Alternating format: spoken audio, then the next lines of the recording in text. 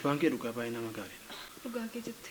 Leenci kee kunoo akkasittiin guma abbaa keetii boolla lixee qotee baasee. Waa'ee dawaa kanaatu baay'ee na yaadisa.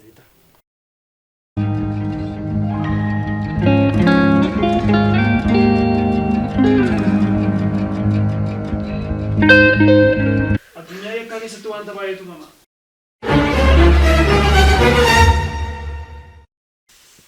Gumaan abbaa gootee eenyu harkayyuu miti.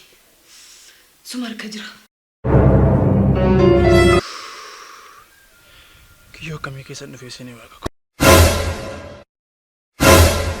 Injo goggorin.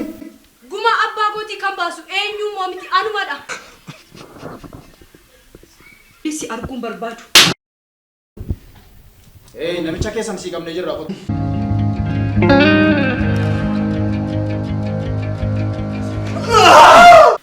Konkolaataan dabalataa nu barbaachisa. Ambulaansiin nu barbaachisa. Daddafaa.